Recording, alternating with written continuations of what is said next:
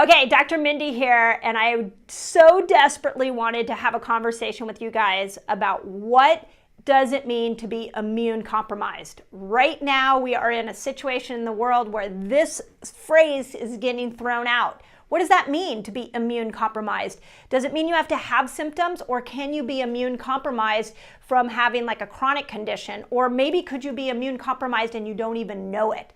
So on this video, we're going to talk about what immune compromised looks like. We're going to talk about what a plea actually to all physicians that came out of from the British Medical Journal, asking all physicians to talk about 4 things with their patients right now, educate them on what they can control.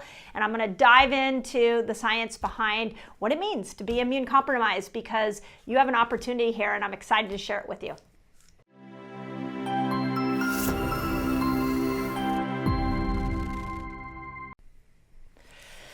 Okay, so I wanted to dive in on a video about what exactly does it mean to be immune compromised, because this topic keeps getting put out there in the media amongst people in their conversations, and I think we need to unpack this word and actually identify what does it mean to be immune compromised and what can we do so we don't become immune compromised. This is where I feel like the conversation right now as a society needs to turn to. So let me start off with this thought. There are 2 ways you can become immune compromised. One, especially right now in this time with the virus, one of them is you have an acute situation. Maybe you have the flu, you're outside of the virus. Maybe you are have been chronically sick for a long time. Like maybe there's something that you know you're in an acute situation. You just came out of a surgery, like a knee surgery or something like that, where you know you're like, I am not my best. I would definitely be a candidate for having some kind of compromised immunity. Now, the cool thing about the acute situation is that most people know that. So like right now in the day and age we're living in, people who know that they're immune compromised are asked to stay inside. It's a great idea. Then we have what I would call a more chronic immune compromised. And in my book and the research that I've seen, this is what actually has me the most worried, because many people out there are walking around with some type of immune compromised situation and they don't even realize it. So for example, right now here in America, I don't know where you are and what part of the world you're watching, but we are on course to, over the next 10 years, 50% of our population is going to have a chronic disease. 50% of our population, and that's coming from poor eating, poor living, toxins in our water, toxins in our air, all the things I've talked about here on this channel. So in the chronic immune compromised, it doesn't necessarily mean that you are, that you know that you're compromised. So what I wanted to do in this video was really dive into, well, what would the chronic compromised person, what do they need to look at? And I found a really interesting research article. It's actually more of an editorial. And I want to tell you that it was put out in the British Medical Journal, which is an incredible resource for accurate health and well-documented, well-researched studies. And this is an editorial, so it's not a study, but the editorial was put out by Julie Silver. I'm going to link it here in the bottom, and I want to read you Julie's credentials. Julie Silver is the Associate Professor and Associate Chair of Department of Physical Medicine at Harvard Medical School. So this is her recommendation, and it's actually a letter to physicians asking them to engage in something right now at this time where we sit right now in something called prehabilitation. So we all know about rehabilitation, which you do after a surgery, you do after the fact. What she's asking physicians to do is prehabilitation for those of us that haven't been exposed to the virus, that are trying to prevent any kind of physiological stress happening in our body as we move through this viral situation that we're in at this particular moment. So I'm going to read you some of the highlights, and then I'm going to tell you the 4 things that she is asking all physicians to stand up and teach their patients. And I want you to ask yourself, how many physicians are out there standing up talking about these 4 things that are available to all of us, don't cost any money, and that we all need to be engaging in? Okay, so let me start off by telling you, this is the high level from her article is that her definition of prehabilitation involves using interventions that are aimed at improving a patient's health prior to the anticipated upcoming physiological stressor so that they may handle that stressor a lot better. Okay, are we all stressed right now? We are in the middle of a major stressor. So now would be the time to put some prehabilitation into place. So she goes on to quote a study that was done on the British military in 1946.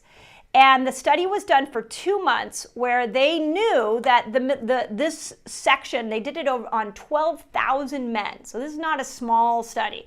On 12,000 men. And what they did is they knew these men were going into battle. So for 2 months, when this was during World War II, for 2 months, they wanted to build up their bodies, get their health at the highest level possible before they sent them into battle. So what they did is they fed them good food. They made sure they had good lodging. They were well protected. They were hygienic, so public health, washing the hands like we're all doing right now, and that they had plenty of recreation. Now, they also combined that with physical fitness. So they made sure that their physical fitness was at the highest level possible going into this. And what they found is that going into war, that their health ratings were increased by 25%.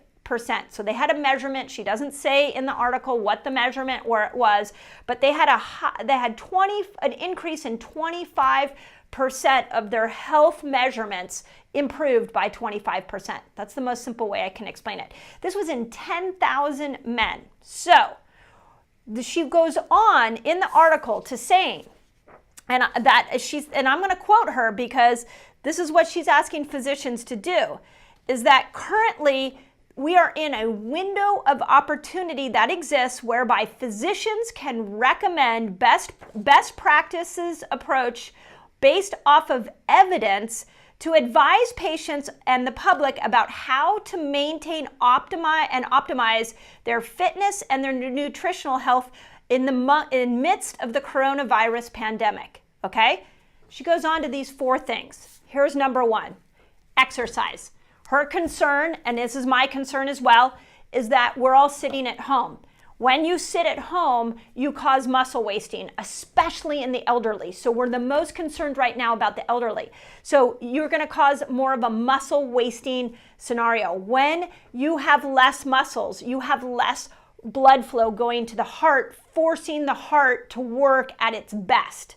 So the more muscles you have, the stronger your cardiovascular system is going to be. And she goes on to say that right now, she even said in here, I am concerned about everybody sitting at home. So exercise, you need to get out and you got to do exercise that is driving blood flow into your heart, that is strengthening your muscles, that is forcing you to improve on a cardiovascular level.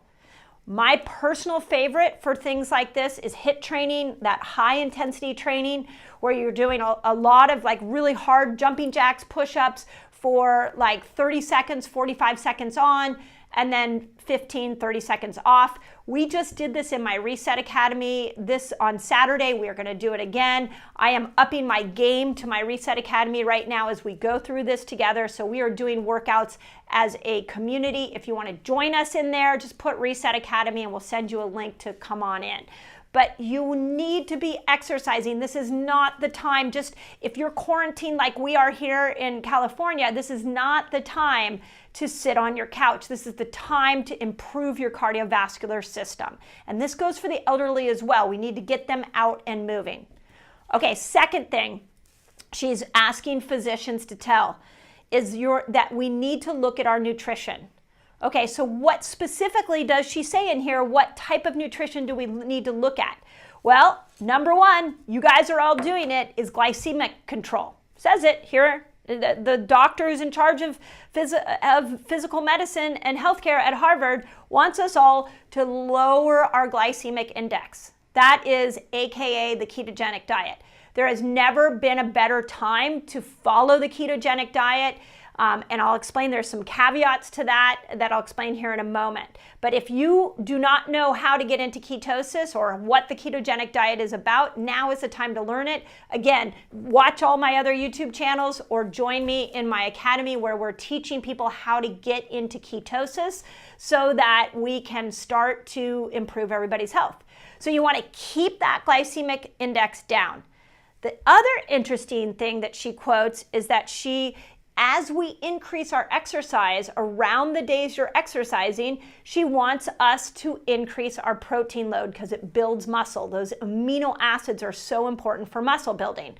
Well, okay, diet variation. We teach that here on my channel. We teach it in my academy where we want you to be going into ketosis and then to come out of ketosis and build muscle with protein loads. So we're doing that in my metabolic reset right now.